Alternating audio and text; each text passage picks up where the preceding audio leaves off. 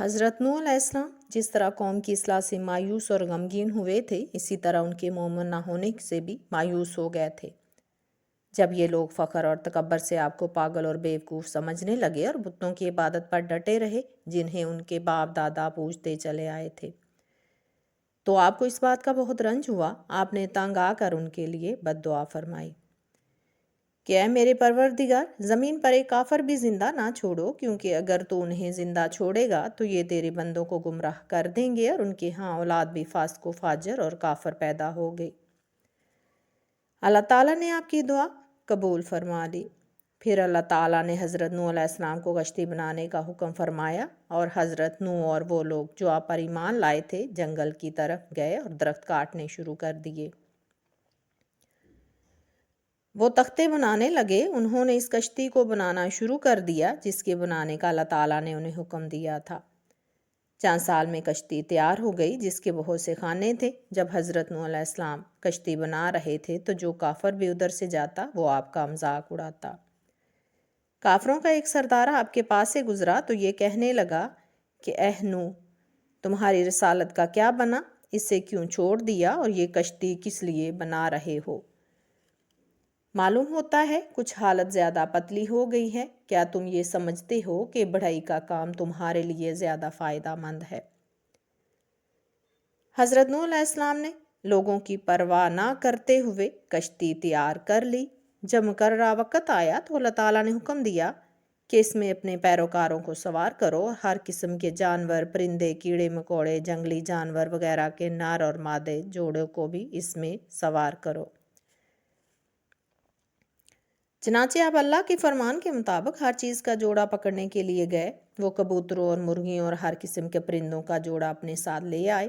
گھوڑے، گدھے جیسے پالتو جانور بھی لے آئے۔ بچھو اور ہر قسم کے رینگنے والے کیڑے مکوڑے، پتنگے وغیرہ بھی لے آئے۔ کھانے پینے کا ضرورت سے زیادہ سامان اور کئی قسم کے بیج اس میں رکھے۔ جب سب چیزیں کشتی پر آ گئیں تو حضرت نوح علیہ السلام نے جہاز کے دروازے بند کر دیے اور حضرت نوح علیہ السلام کی بیوی اور بیٹا نافرمان تھے، وہ اس پر سوار نہ ہوئے تھے۔ ہر ایک اپنی اپنی جگہ پر بیٹھ گیا۔ کتا بلی سے بدلہ لینا بھول گیا۔ بلی کے دل میں چوہے کی خواہش نہ رہی۔ بھیڑیا بھیڑ بکریوں کے شکار کو بھول گیا۔ جتنے بھی جانور وہاں تھے سب میں محبت ہو گئی۔ وہ ایک دوسرے کی دشمنی کو بالکل بھول گئے تھے۔ جب سب چیزیں ٹھیک ٹھاک ہو گئیں تو حضرت نوح علیہ السلام نے اللہ کے حضور میں شکرانے کا سجدہ کیا اور اللہ کے وعدے کا انتظار کرنے لگے۔ دیکھتے ہی دیکھتے آسمان پر سیاہی چھا گئی، آندھی چلنے لگی، پھر موسلادھار بارش برسنے لگی۔ زمین پر ہر طرف سے پانی کے چشمے پھوٹ پڑے۔ ساری زمین پانی سے بھر گئی اور کشتی پانی پر تیرنے لگی۔ کافروں نے جب یہ دیکھا تو وہ بہت گھبرائے۔ ان پر غم اور اداسی چھا گئی۔ دیوانوں کی طرح ادھر ادھر دیکھتے رہے مگر کوئی جائے پناہ نظر نہ آئی تھی۔ کوئی بچانے والا اور مدد کرنے والا نظر نہیں آتا تھا جو ان کی مدد کرتا۔ بالآخر وہ پہاڑوں کی طرف بھاگے اور ان کا خیال تھا کہ ہم اس طرح بچ جائیں گے۔ پہاڑوں کی چوٹیوں پر قلعے بنانے لگے لیکن پانی اور بڑھتا گیا اور موت ان کے قریب آتی گئی۔ حضرت نوح علیہ السلام نے دیکھا کہ لقمہ اجل بنی ہوئی ہے اور موت انہیں دبوچ رہی ہے۔ آپ کو اطمینان ہو گیا کہ اللہ کا وعدہ سچا ہے اور اس کا عذاب بہت سخت ہے۔ حضرت نوح علیہ السلام قوم کی حالت کو دیکھ رہے تھے۔ انہوں نے دیکھا کہ ان کا بیٹا پہاڑ پر چڑھ رہا ہے۔ آپ کو بہت صدمہ ہوا۔ اپنے زور سے اسے آواز دی کہ بیٹا ہمارے ساتھ آ جاؤ، کافروں کو چھوڑ دو۔ حضرت نوح علیہ السلام کو اپنے بیٹے پر رحم آ گیا۔ آپ نے چاہا کہ وہ غرق ہونے سے بچ جائے۔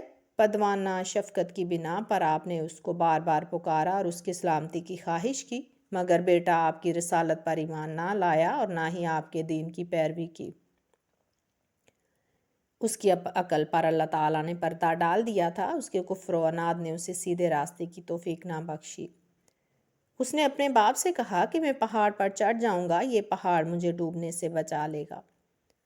حضرت نوح علیہ السلام نے فرمایا، آج کوئی بھی اللہ کے عذاب سے بچانے والا نہیں، ہاں جس پر اللہ تعالیٰ اپنا فضل کرے۔ دیکھتے ہی دیکھتے پانی نے دوسرے کافروں کے ساتھ آپ کے بیٹے کو بھی غرق کر دیا اور اس کے تمام دیوتا بھی قہر الہی میں ڈوب گئے۔ حضرت نوح علیہ السلام کو اپنے بیٹے کی یاد آنے لگی۔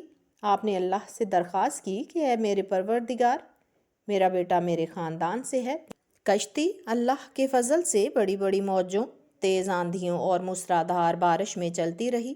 پانی نے جل تھل کر رکھا تھا، پہاڑوں کی چوٹیاں بھی پانی میں ڈوب چکی تھیں۔ اللہ کے رسول کے سب دشمن پانی میں ڈوب کر مر گئے تھے۔ اللہ کے عذاب سے صرف وہی لوگ بچے تھے جو صرف حضرت نوح علیہ السلام پر ایمان لائے تھے۔ ایسے جانور اور پرندے بھی عذاب الہی سے محفوظ تھے جن کا جوڑا جوڑا کشتی میں سوار تھا۔ پھر اللہ نے بارش کو رکنے کا حکم دے دیا اور زمین سے کہا کہ سارا پانی نگل لے۔ حضرت نوح علیہ السلام کی کشتی جودی نامی پہاڑ پر لنگر اندوز ہوئی۔ پھر آپ نے کھڑکی کھول کر دیکھا تو آپ کو زمین نظر آئی۔ سورج اپنی سنہری شعاعیں کائنات پر پھیلا رہا تھا۔ اس نظارے سے آپ بہت خوش ہوئے۔ آپ نے اپنے ساتھیوں کو بھی اس کی خبر دی۔ وہ سب بہت خوش ہوئے، اللہ کا شکر ادا کیا اور اس کی حمد و ثنا کے گیت گانے لگے۔ پھر انہوں نے حضرت نوح علیہ السلام سے درخواست کی کہ کشتی کے دروازے اور کھڑکیاں کھول دی جائیں تاکہ وہ باہر آئیں۔ جب زمین اچھی طرح خشک ہو گئی اور اس پر چلنا پھرنا ممکن ہو گیا تو اللہ تعالیٰ نے حکم دیا کہ اے نوح، تجھ پر سلامتی ہو اور ہماری برکتیں لے کر اتر جا۔ اللہ کی برکتیں ان پر بھی ہوں جو تیرے ساتھ ہیں۔